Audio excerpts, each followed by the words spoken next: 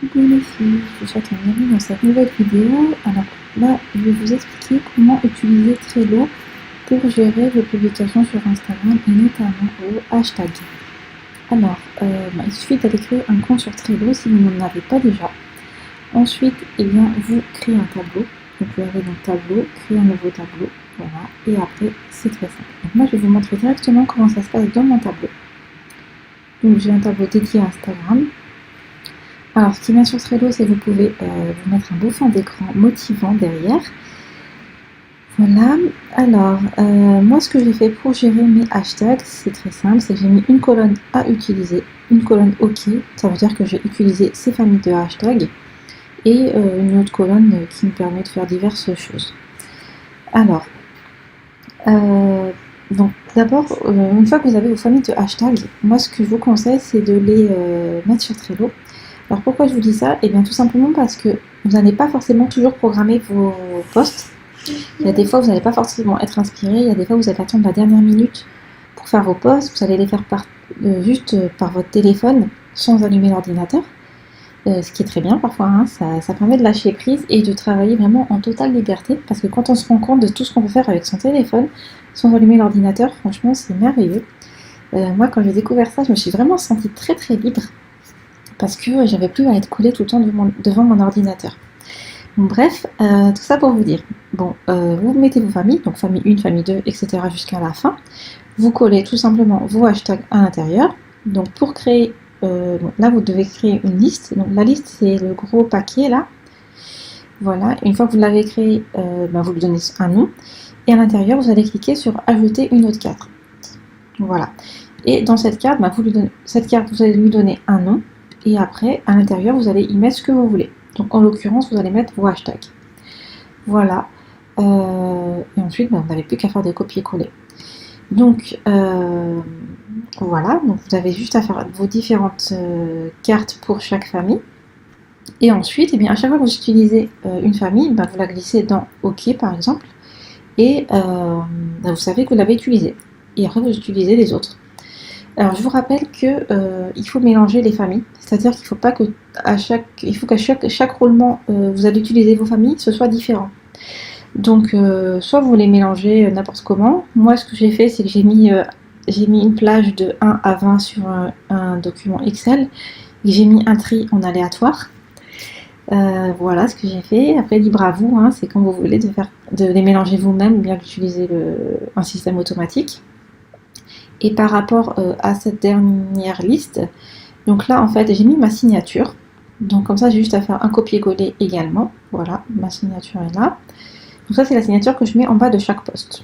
Voilà. Donc ce que je vous conseille c'est de mettre votre promesse, celle qui est affichée dans votre bio Instagram, et vos différents liens. C'est-à-dire là par exemple j'ai mis réserve ton appel diagnostic. Pour rappeler à la personne, parce que des fois je mets pas forcément appelle-moi, je mets pas forcément réserve ton appel diagnostic, des fois je le mets pas. Et ce qui fait que là c'est quand même indiqué. Et là j'ai marqué mes autres services. Voilà.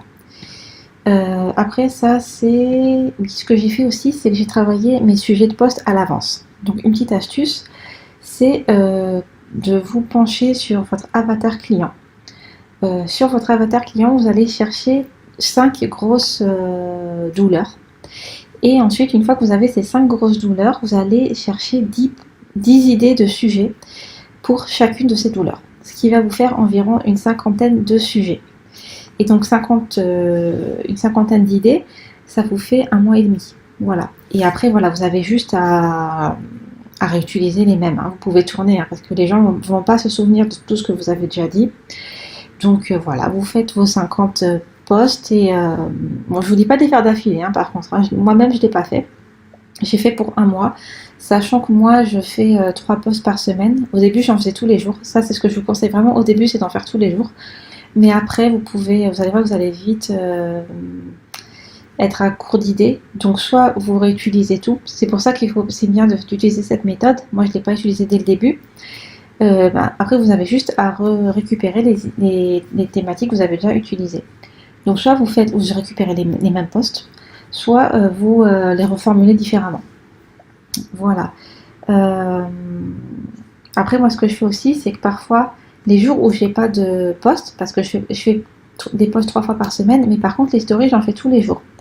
Donc les stories, quand je ne suis pas inspirée spontanément, je vais piocher ici, je vais piocher mes idées dans les sujets de post et ça me permet de trouver des idées facilement. Et j'ai même été plus loin, j'ai créé ces sujets de post, en fait je les ai mis dans un tableau et dans ce tableau j'ai détaillé les posts autant que possible, donc je ne suis pas arrivée encore aux 50, mais c'est pareil, ça me permet pour des sujets que j'ai déjà traités, que j'ai pas encore traités en post, mais que j'ai déjà préparé, ça me permet de les utiliser en story. Parce que de toute façon, les gens vont oublier d'ici là. Entre le moment où vous allez parler de quelque chose dans une story et le moment où vous allez en parler dans un post, ils vont pas du tout s'en souvenir. Donc ne vous inquiétez pas, parce que moi je sais que j'ai longtemps été complexée par ça.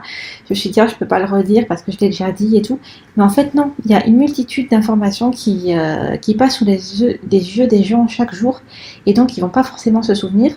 Et quand bien même ils s'en souviendraient, et c'est positif pour vous parce que c'est la répétition qui fait que les gens finissent par passer à l'action. Donc voilà. Et ici, donc story, c'est tout simplement, je fais un copier-coller. Parce que quand je veux faire mes stories, j'écris pas tout, je fais un copier-coller. Donc généralement, c'est ce que j'ai mis en post, ou parfois ce que j'ai mis dans un mail, ou bien ce que j'ai déjà écrit dans mon tableau. Donc je copie-colle ça ici, et après sur mon téléphone, je fais des allers-retours entre mon texte qui est sur Trello et ma story Instagram en fait. D'ailleurs, j'oublie de préciser, mais il y a bien sûr une application Trello sur le téléphone et moi j'utilise beaucoup parce que ça me permet, dès que je pense à quelque chose, ça me permet de l'ajouter parce que j'ai un autre tableau bien sûr où je peux noter mes idées et aussi j'ai un autre tableau où je note toutes les choses importantes, donc les liens importants, les liens pour réserver les coachings avec moi, les liens pour les questionnaires, les liens de paiement, tout ce qui est important et que les gens sont susceptibles de me demander à tout moment. Et bien j'ai tout ça c'est répertorié dans un tableau, ce qui me permet d'avoir l'information très rapidement et de la donner à la personne aussi vite, quoi. Donc voilà, c'était un rapide tuto sur Trello, mais qui était vraiment orienté pour vous aider à optimiser votre temps en fait pour Instagram. Donc voilà, je vous dis à très vite.